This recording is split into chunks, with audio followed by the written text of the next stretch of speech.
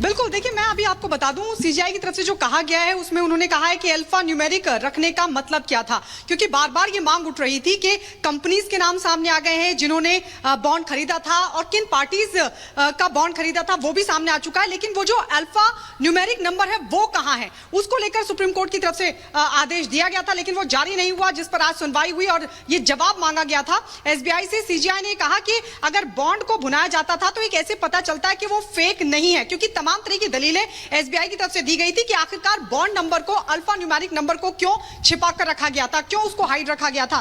तो ये तमाम सवाल थे जिसको लेकर जो कोर्ट की तरफ से ये कहा गया है कि अब हम कहेंगे कि एसबीआई बॉन्ड नंबर जारी करेंगे, आपको सारी जानकारी साझा करनी होगी, कुछ भी अपने पास आप नहीं रख सकते, क्योंकि ये दलील दी गई थी एसबीआई की तरफ से कौन कंपनी किसको चंदा दे रही है बॉन्ड के रूप में, इसको इसलिए रखा जाए कि कहीं कोई कॉन्फ्लिक्ट ना हो, ये दलील दी गई थी। लेकिन सुप्रीम कोर्ट ने साफ तौर पर कहा है कि ये तमाम जो जानकारियां वो शेयर करनी होगी, और साथ ही ये भी कहा गया, एसबीआई ने दलील दी कि याचिकाकर्ता पब्लिक में इंटरव्यू दे रहे हैं कि हमने एसबीआई को काम पर लगा दिया है। कई तरह के सवाल उठे थे जिसको लेकर एसबीआई की तरफ से ये भी कहा गया कि जैसे कि सीजीआई ने कहा कि हम सारी जानकारी साझा करेंगे, तो यानी कुल मिलाकर के एसबीआई की तरफ से हामी भरी गई है कि उस जानकारी को साझा किया जाएगा। सॉलिसिटर जनरल की तरफ से यानी कि गायत्री अब ये साफ करना होगा कि किसको कितना चंदा दिया गया, बाकायदे इसके लिए जो नंबर्स हैं वो भी यहां पे जारी करने की बात दरअसल की जा रही है सुप्रीम कोर्ट की ओर से। शुक्रिया तमाम जानकारी के लिए। बढ़ते खबरों में आगे, राहुल गांधी के शक्ति वाले बयान को लेकर के बवाल मचा हुआ है, सुनिए।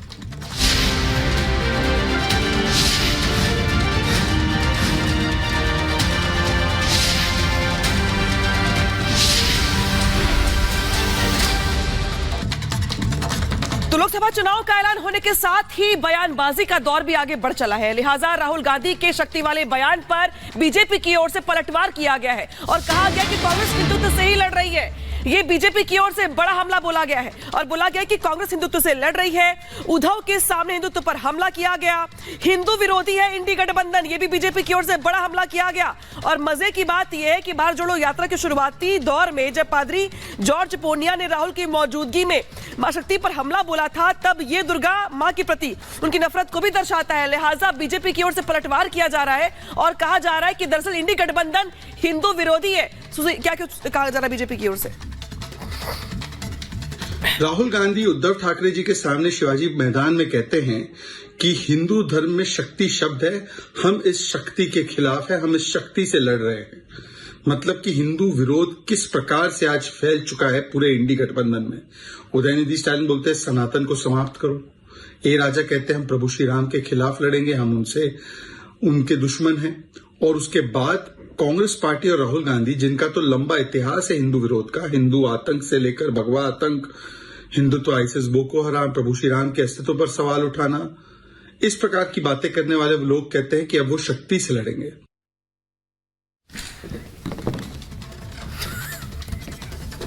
और बता दें आपको कि लगातार ऐसे बयानों पर भारतीय जनता पार्टी कांग्रेस पर हमलावर है, क्योंकि राहुल गांधी का ये पहला बयान नहीं है। कांग्रेस की ओर से इससे पहले भी ऐसे बयान सामने आते रहे हैं। भारतीय जनता पार्टी के नेता अब हमलावर हैं, बीजेपी चौतरफा हमला कर रही है, इंडी सनातन को मिटाने निकला है बीजेपी कह रही है, शक्ति के खिलाफ युद्ध का राहुल का ऐलान है ये।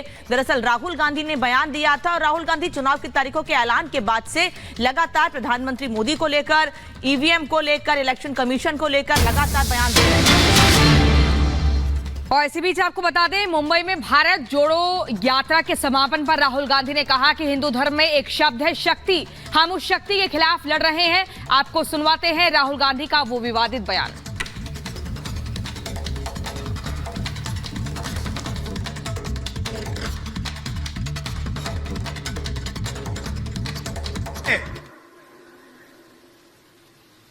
शक्ति शब्द होता है, हम शक्ति से लड़ रहे हैं, एक शक्ति से लड़ रहे हैं। धर्म में शक्ति शब्द होता है, हम शक्ति से लड़ रहे हैं, एक शक्ति से लड़ रहे हैं। और इसी खबर पर हमारे 3 सहयोगी हमारे साथ जुड़ गए हैं, संदीप, गायत्री और वैभव। सबसे पहले मुंबई चलते हैं संदीप के पास। संदीप, जिस तरीके से राहुल गांधी की भारत जोड़ो न्याय यात्रा का समापन हो रहा था और यहां पर इन्होंने ऐसा बेतुका बयान दे दिया। पहले सनातन पर हमला होता है और इस बार हिंदू देवी देवताओं पर हमला प्रहार करते हुए शक्ति को यहां पर कटघरे में लेकर ये कहा गया है कि शक्ति से हमारी लड़ाई है। आखिर कब तक सनातनियों का, उनकी भावनाओं का इस तरह से अपमान होता रहेगा? जी देखिए, ये पहली बार नहीं है जब राहुल गांधी का इस प्रकार से विवादित बयान जो है वो आया है और कहीं ना कहीं ये एक और नमूना है जहां पर राहुल गांधी अपने ही दिए हुए बयान की वजह से खुद फंस चुके हैं। एक तो Shivaji park, iconic Shivaji park, जहां पर बाला साहब ठाकरे का अंतिम संस्कार हुआ था, वहां पर स्मृति स्थल है, उस जगह उद्धव ठाकरे और उस प्रकार से हिंदू धर्म को लेकर के और शक्ति शब्द को लेकर के इस प्रकार का बयान कहीं ना कहीं उन्होंने खुद के लिए समस्याएं और इंडी गठबंधन के लिए जो है वो समस्याएं पैदा कर ली हैं। सवाल ये है कि जो स्टेटमेंट्स और जो बयानात उन्होंने या इंडी गठबंधन के तमाम जो उनके नेता हैं उन्होंने दिए, ये कितना उनके फेवर में जाएगा या उनके खिलाफ जाएगा, ये आने वाला वक्त ही बताएगा। लेकिन निश्चित रूप से शिवाजी पार्क एक ऐतिहासिक मैदान है और उस मैदान पर बाला साहब ठाकरे ने न जाने कितनी ही हिंदुत्व की रैलियां की हैं। तो ऐसे स्थिति में इस प्रकार का बयान कहीं ना कहीं लोगों की भावनाओं को जो है वो ठेस पहुंचाता हुआ दिखाई दे रहा है और यही कारण है कि भारतीय जनता पार्टी ने सीधे सीधे राहुल गांधी को इस बयान को लेकर के आड़े हाथ लिया है। निश्चित रूप से शक्ति का अर्थ जो है वो माता आदि शक्ति बिल्कुल और से संदीप, रेफर इसके किया बाद जाता है। निश्चित तौर पर राहुल गांधी की मुश्किलें बढ़ती हुई तो दिख ही रही हैं, लेकिन राहुल के विवादित बयान पर रामलला के पूर्व मुख्य पुजारी सत्येंद्र दास ने क्या कुछ कहा, अब वो अपने दर्शकों को सुनवाते हैं। स्वयं घोषित कर रहे हैं कि हमारी पार्टी मुस्लिम पार्टी है और उनके खानदान भी वैसे मुस्लिम हैं। तो पारसी से उनके माता के विवाह हुआ था, उन्हीं के लड़के हैं, तो वो तो हिंदू के विरोध में है ही हैं, हिंदू से लड़ते ही हैं।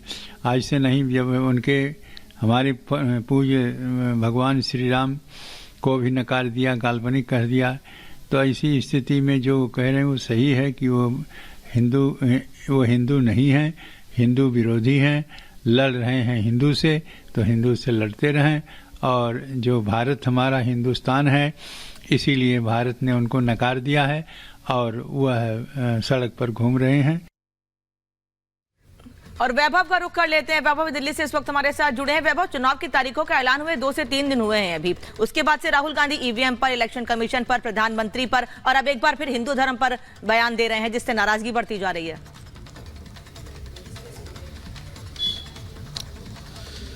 अनामिका, बिल्कुल चुनाव की तारीखों के ऐलान और न्याय यात्रा के दौरान राहुल गांधी का इस तरह का बयान। वैभव, वापस लौटेंगे आपके पास। ऑडियो आपका साफ नहीं आ रहा है, लेकिन खबर आपको लगातार बता रहे हैं कि राहुल गांधी के बयान पर संत समाज भी लगातार नाराजगी जाहिर कर रहा है। भारतीय जनता पार्टी के नेता भी हमलावर हैं और बार बार बीजेपी के नेता ये कह रहे हैं कि राहुल गांधी की आदत हो गई है सनातन का अपमान करने की। दरअसल राहुल के खिलाफ संत समाज का आक्रोश लगातार तेज होता जा रहा है और इस पर अब साधु संत कैसे नाराजगी जाहिर कर रहे हैं राहुल के इस बयान पर, सुनिएगा। राहुल गांधी जी ने खुद अपना परिचय दिया है और अब स्पष्ट हो गया कि जो शक्ति से लड़ता है वो कौन है। जो शक्ति से लड़ता है वो महिषासुर है। जो शक्ति से लड़ने की बात करे, जो देवी से लड़ने की बात करे, जो आप मोदी जी से तो लड़ नहीं पाए, बीजेपी से लड़ते लड़ते ये हमारे शक्ति से लड़ने लगे, हमारे देवी से लड़ने लगे, हमें माँ दुर्गा से लड़ने लगे, हमें माँ काली से लड़ने लगे। तो ये बहुत ही दुर्भाग्यपूर्ण है। ऐसे अभागे लोग जो है देश की राजनीति में विपक्ष में बैठे पड़े हैं और इसी के कारण इनका पतन हो रहा है। विनाश काले विपरीत बुद्धि, जब नाश मनुष्य का आता है पहले विवेक मर जाता है। ने दुर्भाग्य की बात है कि बीच में उद्धव जी बैठे थे और अगल बगल राक्षस बैठे थे। जिस प्रकार से राहुल गांधी शिवाजी पार्क में उन्होंने कहा कि कांग्रेस हिंदुत्व से लड़ रही है, कितनी दुर्भाग्य की बात है।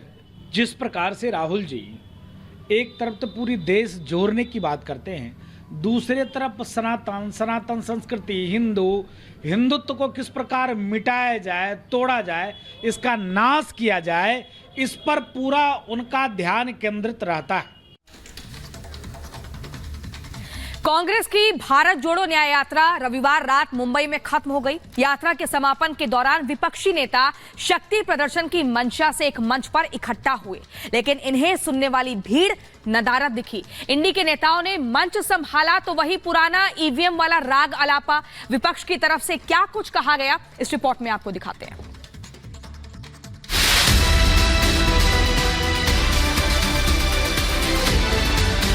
ईवीएम के बिना नरेंद्र मोदी चुनाव नहीं जीत सकता है। अधूरी हसरतों का इल्जाम हर बार हम पे लगाना ठीक नहीं। तोहफा खुद से नहीं होती, खता ईवीएम की कैसे हो।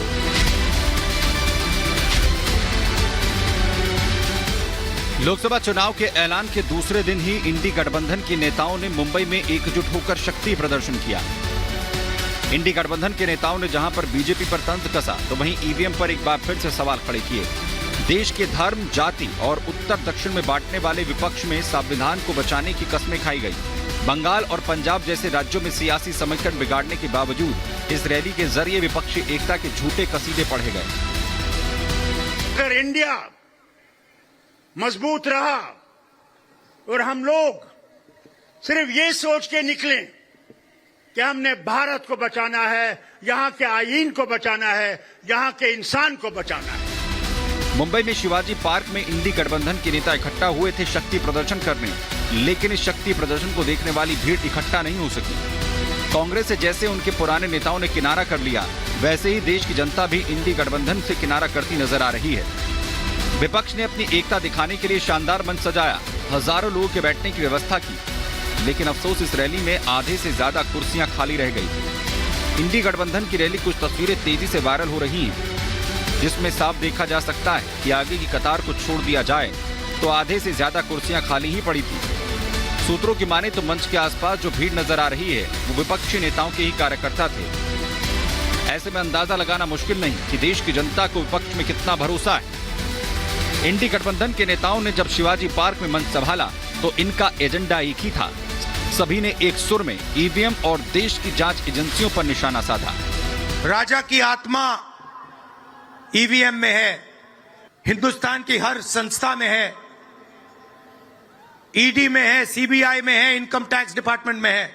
मैं आपको बता रहा हूं, ईवीएम के बिना नरेंद्र मोदी चुनाव नहीं जीत सकता है। जहां देश के संवैधानिक संस्थानों को हाईजैक किया जा रहा है, अस्थायी सरकारों को, चुनी हुई सरकारों को, लोकतंत्र में मतदान जो आप लोगों ने किया वैसी सरकारों को खरीदा जा रहा है ईडी सीबीआई के जरिए डराकर।